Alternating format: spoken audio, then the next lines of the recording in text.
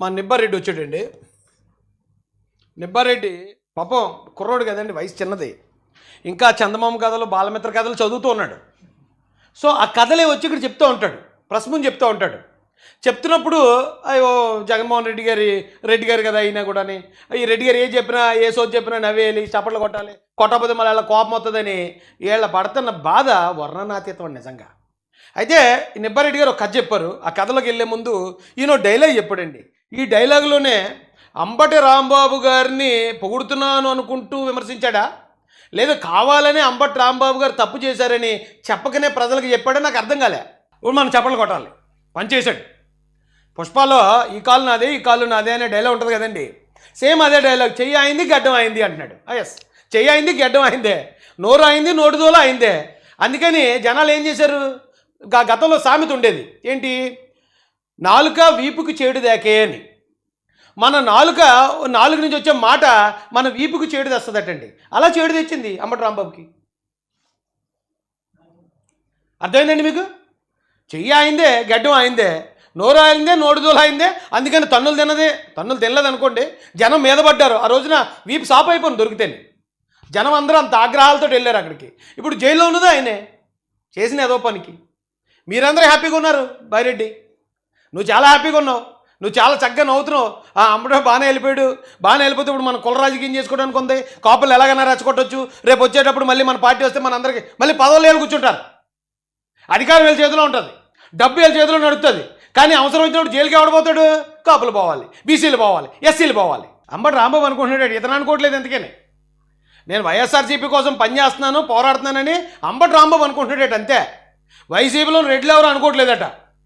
ఈ మాట ఎవరి కోసం అన్నాడు నాకు అర్థం కాలేదు.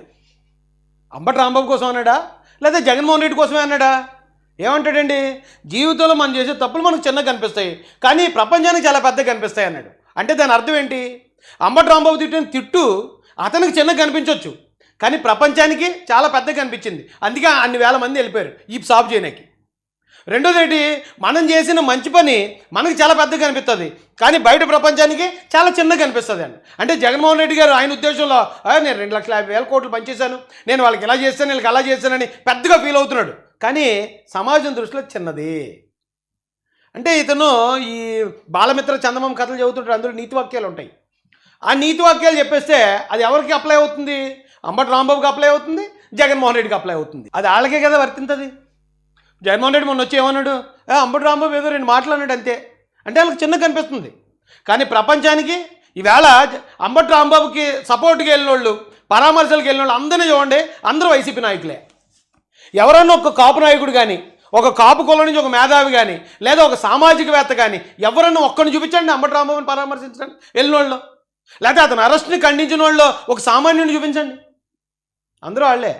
జగన్మోహన్ రెడ్డి గారికి చెప్పాడు రెండో మాట, మనం ఏదో చాలా పెద్దదాన్ని ఊహించేసుకుంటాం జగనన్న, కానీ ప్రపంచానికి చాలా చిన్నగా కనిపించింది, అందుకే మనల్ని 11లో కూర్చోబెట్టిందని మనోడు బాలమిత్ర నీతి సూక్తి అది చెప్పేశాడు. ఇరికించాడు కదా మరి వాళ్ళందరినీ. ఇలాంటి వాళ్ళందరినీ ప్రెస్ ముందుకు మరి ధైర్యంగా పంపిస్తున్నారండి.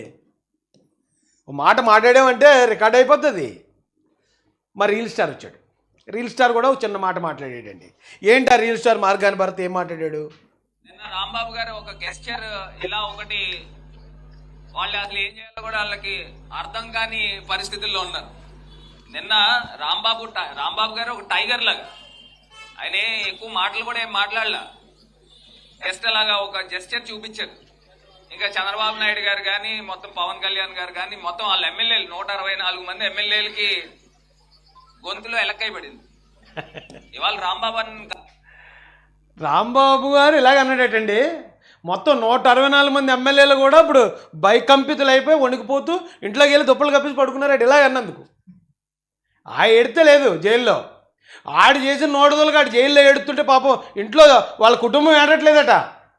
అది చూసంటే అందరూ వణికిపోతున్నారట. వీళ్ళందరూ బాగానే ఉన్నారండి, వీళ్ళందరూ చాలా హ్యాపీగా ఉన్నారు. వీళ్ళేం మాట్లాడకుండా తిట్టమని ఉంటారు, వీళ్ళకి కూడా గట్టిగా తిట్టండి చంద్రబాబు నాయుడు గారిని, వాళ్ళ కుటుంబంలో ఆడాలని వచ్చి ఉంటుంది పైనుంచి. అలా తిడితే ఈ సాప్ అయిపోతుందని తెలిసి వీళ్ళకి, అందుకే ఆయన దోస్తారు ముందుకి. ఇదైతే కుక్కలా ఏది మొరగమంటే అది మొరిగెత్తడని దోస్తారు. ఇప్పుడు లోపలికి వెళ్ళి అతను ఇబ్బంది పడుతున్నాడు, వాళ్ళ కుటుంబం ఏడుస్తుంది. ఆ పరామర్శలు వాళ్ళందరూ వచ్చి వాళ్ళు రాజకీయం చేసుకుంటూ ఉంటే ఆ కుటుంబంలో ఇదేడు రావా, మా వాడు వస్తాడా రాడా, వీళ్ళు చేసే వావరక్షణకి వీళ్ళు ఎలా రెచ్చగొడతా ఉంటే ప్రభుత్వం ఇంకా ఆడి మీద ఉన్న కేసులన్నీ తిరగదోడిందంటే ఇక మొత్తం ఇక అక్కడే అమ్మహా కమకహా అయిపోతాడు. ఇప్పటికే ముసలోడు. ఆ బాధ వాళ్ళకు ఉంటుంది కదండి కుటుంబానికి. వీళ్ళు మాత్రం వాడేస్తున్నారండి, బాగా వాడేస్తున్నారు. ఏంటో మరి దరిద్రం నాకు అర్థం కాదు.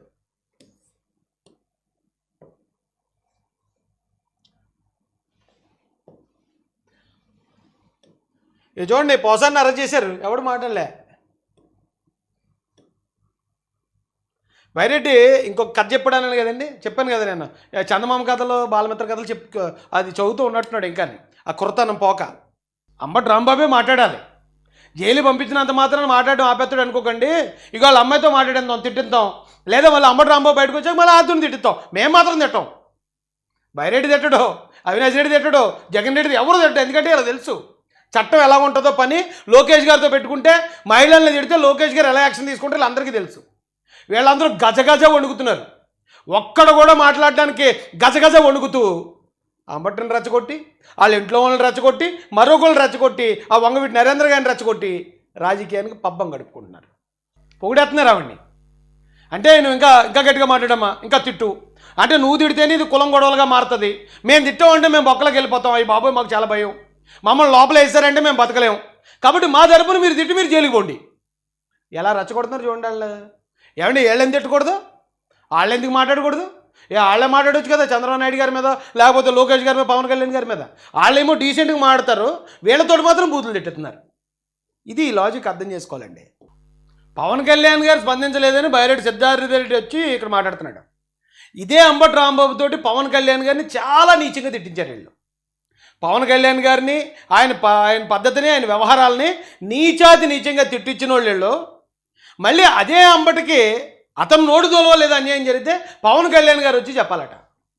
పవన్ కళ్యాణ్ గారు వచ్చి వీళ్ళని ఆదుకోవాలని చెప్పి బైరెడ్డి సిద్ధార్థరెడ్డి చెప్తున్నాడు. అంటే మీరు ఆదుకోరా? పవన్ కళ్యాణ్ గారు రావాలా?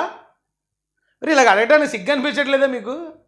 ప్రతిపక్ష నాయకుడు ఆయన ఎవరు, అంబటి రాంబాబు అనే వ్యక్తి ప్రతిపక్ష పార్టీలో ఉన్నాడు. ఆ పార్టీలో ఉండి మీరు చెప్పిన డైరెక్షన్ ప్రకారం డైరెక్ట్గా పవన్ కళ్యాణ్ గారిని తిట్టాడు ఒళ్ళు కొవ్వెక్కి. అదే ఒళ్ళు కొవ్వుతో చంద్రబాబు నాయుడు గారి తల్లి గారిని కూడా తిడతాడు జైలుకి పోతే. ఆ తిట్లు తిన్న పవన్ కళ్యాణ్ గారు వచ్చి మీ తరపున పోరాడాలా? మరి మీరేం చేస్తారు? మీ జగన్ అన్న ఏం చేస్తాడో, లేకపోతే మీ జగన్ గారు రెడ్లందరూ ఏం చేస్తారు? వీళ్ళు చెప్తారండి చంద్రబాబు నాయుడు గారు కాపు కులాన్ని టార్గెట్ చేస్తున్నారు. కాపు కులం అయితే కాపు కులానికి ఆయన ఇచ్చిన వాల్యూ అంటే అందరికీ తెలుసు. కానీ వీళ్ళు డైరెక్ట్గా కమ్మ కులస్తుల మీద దాడి చేస్తారు. ఏ పార్టీ ఏ ప్రతిపక్షం లేకపోయినా సరే ఎన్వి రమణ గారు తెలుగుడు అయి ఉండి ఆయన సుప్రీంకోర్టు చీఫ్ జస్టిస్ అయ్యారు. మనందరం గర్వపడాల్సిన స్థానంలో ఉన్నాడు ఆయన. కేవలం ఆయన కమ్మ కులస్తులనే కారణంతో వైసీపీ మొత్తం ఆయన మీద దాడి చేసింది. ఆయన ఏమి తెలుగుదేశం పార్టీ నాయకుడు కాదు, తెలుగుదేశం పార్టీలో ఎమ్మెల్యే కాదు, ఎంపీగా ఏం కాదు. రాజకీయాలకు సంబంధం లేని వ్యక్తిని కూడా కులం పేరుతో దాడి చేసిన నీచమైన చరిత్ర వైసీపీ పార్టీది. అలాగే నిమ్మగడ్డ రమేష్ గారు ఆయన ఎలక్షన్ కమిషనర్. ఆయన ఒక రాజ్యాంగబద్ధ పదవిలో ఉన్న వ్యక్తి. ఆ ఎలక్షన్ కమిషన్ అనేది ఏ రాజకీయ పార్టీకి సంబంధం లేని పరిస్థితి. అలాంటి కమిషనర్ మీద కూడా దాడి చేశారు వీళ్ళు. కేవలం ఆయన కమ్మ కులస్తుడు కాబట్టి. ఆయన డీజీపీ చేశాడు ఎవరో ఏపీ వెంకటేశ్వరరావు గారు. కేవలం ఆయన కమ్మ కులస్తుడు కాబట్టి ఆయన మీద దాడి చేశారు వీళ్ళు. రాజకీయం అవసరంలే, తెలుగుదేశం పార్టీ వాళ్ళు అవ్వాలని లేదు రూలు. వాళ్ళ కులాన్ని బట్టి టార్గెట్ చేసిన నీచ సంస్కృతి వైసీపీది. కానీ వీళ్ళు ఏమంటారండి, చంద్రబాబు నాయుడు గారి మీద నెట్టేస్తూ ఉంటారు. వీళ్ళు అదోపలు చేసేది ఆయన మీద ఆపాదించేది ఎప్పటి నుంచో ఉన్నదే కదా.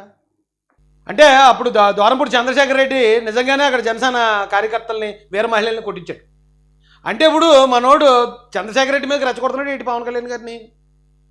అప్పుడు అలా చంద్రశేఖర్ రెడ్డి కొట్టించాడు కాబట్టి ఇప్పటికి ఇంకా ఎందుకు స్పందించలేదు పవన్ కళ్యాణ్ గారని ఆయన రెచ్చగొడుతున్నావా? ఒకవేళ ఆయన రెచ్చగొట్టి ఆయన కానీ మళ్ళీ చర్యకి ప్రతిచర్య చేస్తే ఏటి పరిస్థితి, ఎటు వెళ్ళిపోతారు మీరు? ఎందుకు రెచ్చగొట్టే ఈ మాటలు ఎందుకయ్యా నీకు? ఓ రాజకీయ నాయకుడు ప్రెస్ మీట్ పెట్టి రాజకీయం కోసం మాట్లాడాల్సిన పరిస్థితిలో ఓ దుప్పటి ఇచ్చారట, ఒక ఆవు ఇచ్చారట, ఒక గేదె ఇచ్చారట అని ఆ బాలమిత్రలో ఉన్న కథ చెప్తున్నాడంటే ఇంకా అంటే ఒక రకంగా చెప్పాలంటే వైసీపీ పరిస్థితి ఇంత దుర్భరం అయిపోయింది. అంటే మాట్లాడేవాడు ఎవరు లేడు. ఇంకా ఇలాగొచ్చి బాలమిత్ర కథలు చెప్పేవాడు, లేదా ఆ జాడా బ్రీడ్ కుక్క ఉంది అలాంటి కుక్కతోడు మురిగించడం, లేదా మరొకటి మాట్లాడడం. అంటే కనీసం పార్టీ పాలసీని పకడ్బందీగా జనాల్లోకి తీసుకెళ్లే వ్యక్తి కూడా లేని ఆ దుస్థితికి ఈరోజున వైసీపీ పడిపోయింది అనడానికి ఇంతకన్నా ఏ ఆధారం కావాలి? ఎక్కడ ఉండేవాళ్ళు ఎక్కడికి పడ్డారా బాబు మీ బుద్ధి వల్ల?